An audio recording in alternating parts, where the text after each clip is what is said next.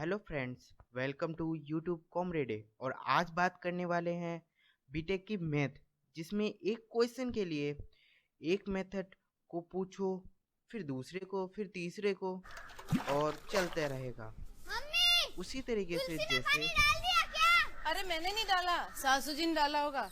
अरे मैंने नहीं डाला, गप्पू के ताऊ जी ने डाला होगा। अजी गप्पू का ताऊ जी। अरे मैंने नहीं डाला, ताई जी के लड़के से पूछो। मैंने नहीं डाला, मौसा जी से पूछ लो। मैंने नहीं डाला, भाई साहब से पूछो। भाई साहब मैंने नहीं डाला, बुआ जी के लड़के से पूछ ले। अरे अपनी मौसी जी की नंद से पूछ ले। मैंने नहीं डाला, बाबू साहब से पूछ ले। बाबू साहब, चाची जी के भतीजे से पूछ ले। मेरी मामी जी की बहन से पूछ ले। भाई फूफा जी की समधन से पूछ लो। वो बड़े मामा जी के छोटे लड़के से पूछो। जीजा जी से पूछ ले। मैंने नहीं डाला, मौसी जी के देवर से पूछ ले। भाभी ने डाला होगा। और लॉजिक और एक्सप्लेनेशन वो तो पता ही नहीं है। बजाज फैंस सबसे तेज। नहीं, हम उसकी बात नहीं कर रहे हैं। हम बात कर रहे हैं केमिस्ट्री की, न्यूमेरिकल की, जो कि दिखने में तो साफ लगता है, लेकिन असल में क्या है, चलिए देखते हैं। यहीं बैठ जाओ।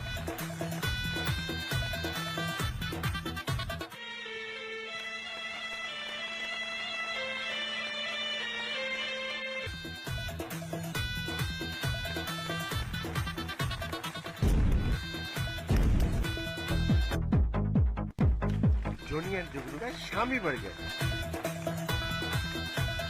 टेस्ट करोगे?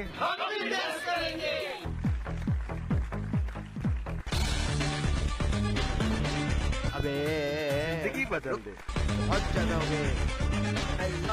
ऑर्गेनिक फ्यूल, फ्यूल कंबशन की बात कर रहे हैं तो न्यूमेरिकल में पूछा जाता है कि एक गिवन क्वांटिटी ऑफ फ्यूल के लिए कितनी ऑक्सीजन की रिक्वायरमेंट है या फिर कितने एयर की रिक्वायरमेंट है। असल में सॉलिड फ्यूल्स का एनालिसिस किया जाता है कि उनमें क्या क्या एलिमेंट्स हैं और वो कितने अमाउंट में है। तो देखते हैं हमारे पहले एलिमेंट कार्बन। कार्बन को रिक्वायरमेंट कितनी है ऑक्सीजन की, ये जानते हैं।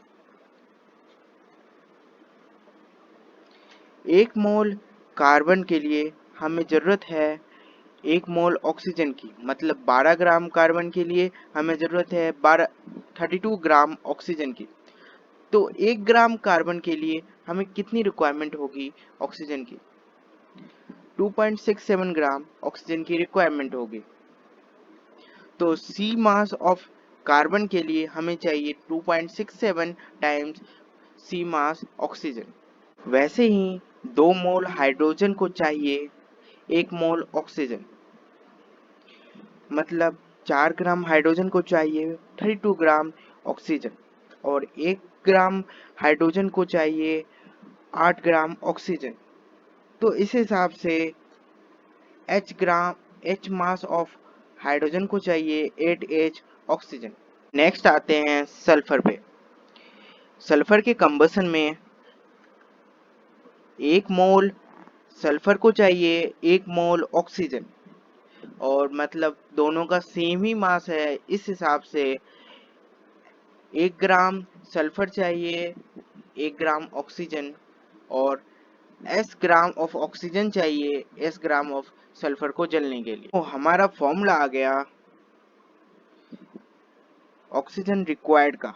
लेकिन अगर ऑक्सीजन भी दे दे हमें फ्यूल के अंदर, तो क्या होगा?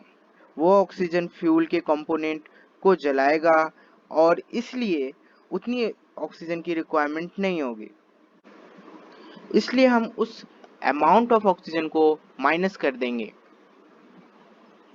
जैसा कि 23% हवा ऑक्सीजन से बना है, ध्यान दीजिए बाय वेट, क्योंकि कई बुक्स में 21% लिखा है, लेकिन वो बाय वॉल्यूम होता है, वो आगे बढ़ेंगे हम। तो 23% ऑक्सीजन होने की वजह से 100 केजी एयर के अंदर 23 केजी का ऑक्सीजन होगा। लेकिन 1 केजी ऑफ ऑक्सीजन के लिए हमें कितनी एयर की रिक्वायरमेंट होगी, या फिर 1 केजी ऑक्सीजन कितने एयर में होगा? तो 100/23 केजी ऑफ एयर में होगा। तो हमारे पास ये फॉर्मूला आता है, एयर रिक्वायर्ड बाय वेट। जब ये पूरा ऑक्सीजन की क्वांटिटी है तो हमने उसमें 100/23 को मल्टीप्लाई कर दिया है। आगे जो मैं क्वेश्चन सॉल्व करने वाला हूँ वो सभी क्वेश्चंस पे एप्लीकेबल है जिनमें फ्यूल सैंपल कोल हो या फिर उसका जो मास है वो केजी में गिवन हो, अमाउंट जो है वो केजी में गिवन हो, और वो केसेस नहीं होना चाहिए। क्वेश्चन कोई भी हो लेकिन फ्यूल की मास या अमाउंट हमें केजी में गिवन है, इसका मतलब वही क्वेश्चन है जो हमें इस तरीके से करना है। इसके अंदर सबसे पहले टेबल बनाना है जिसके अंदर एलिमेंट्स जो कि हमने फॉर्मूले में यूज किए हैं वो सारे लिखने हैं, कार्बन, हाइड्रोजन, सल्फर और ऑक्सीजन। फिर उसके परसेंटेज कंपोजिशन क्वेश्चन से देख करके लिखने हैं। जो इसके अंदर फॉर्मूले में नहीं आते उनको छोड़ देना है, जैसे कि मॉइस्चर और जो भी हो नाइट्रोजन, उनको नहीं लिखना है। अब तो चलते हैं next component weight of composition पर। वेट ऑफ कंपोजिशन क्या है? कुछ भी नहीं, परसेंटेज कंपोजिशन में से हमने परसेंटेज हटा दिया और बाय 100 कर दिया, और जो हमारा टोटल मास था फ्यूल का उसको हमने मल्टीप्लाई कर दिया। सभी में हमने ऐसा ही किया है। तो हमने अब फॉर्मूले में रख दिया उन सारे वेट ऑफ कंपोजिशन को, और हमारे पास जो रिजल्ट आया वो 15.27 आया, और यही इस क्वेश्चन का आंसर है। अगर क्वेश्चन में पूछा जाए वॉल्यूम ऑफ एयर कितनी रिक्वायर्ड है एक फ्यूल के अमाउंट को जलाने के लिए, तो हम क्या करेंगे? वैसे भी फैक्ट्री में अमाउंट ऑफ फ्यूल वॉल्यूम के हिसाब से हम डालते हैं, ना कि मास के हिसाब। मास को देख के तो नहीं डालते क्योंकि मास निकालना मुश्किल है। तो हमें रिक्वायरमेंट है एक लिंकिंग क्वांटिटी की, क्योंकि हम डायरेक्टली मास को वॉल्यूम में कन्वर्ट नहीं कर सकते यहाँ पे। तो हमें चाहिए मोल की रिक्वायरमेंट, और मोल के साथ साथ हमें एवोगैड्रो लॉ की जरूरत पड़ेगी जो ये कहता है कि किसी भी टाइप का गैस 1 मोल 22.4 लीटर के स्पेस को हायर करता है। तो 1 मोल एयर में होता है 28.94 ग्राम ऑफ एयर, या फिर इसका मोलिकुलर मास है। ये आपको एग्जाम में दिया होगा, अगर नहीं भी दिया तो आपको याद करना पड़ेगा। तो हमें पता करना है कि 1 ग्राम ऑफ एयर में कितने मोल होंगे, 1/28.94 मोल। तो x मास ऑफ एयर में होंगे x/28.94 मोल। लेकिन हमें वॉल्यूम पता करना है, तो हम अब उसमें 22.4 के क्वांटिटी को मल्टीप्लाई कर देते हैं। जैसा कि हर एक मोल में 22.4 लीटर होता है, तो x/28.94 मोल में मल्टीप्लाई बाय 22.4 वॉल्यूम होगा। लेकिन इसका जो यूनिट होगा वो इस पे डिसाइड करेगा कि आपका एयर किस क्वांटिटी में है। अगर एयर ग्राम में है तो वॉल्यूम आएगा लीटर में, लेकिन अगर एयर केजी में है तो आपका वॉल्यूम आएगा मीटर क्यूब में।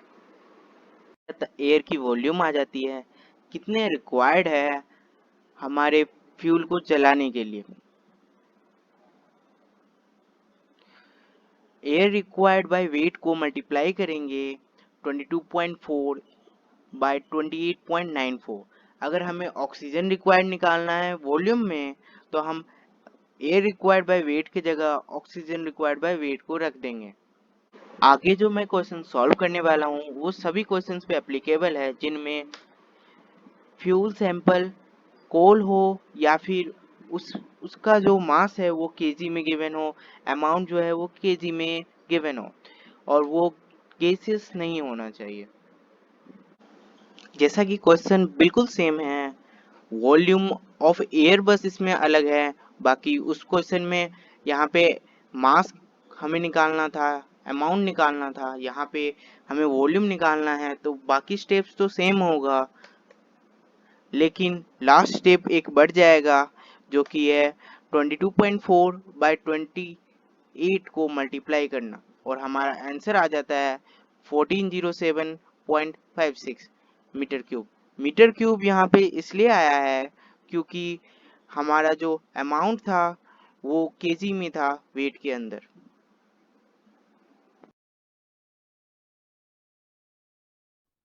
अगर आपको वीडियो जरा भी ऐसा लगा हो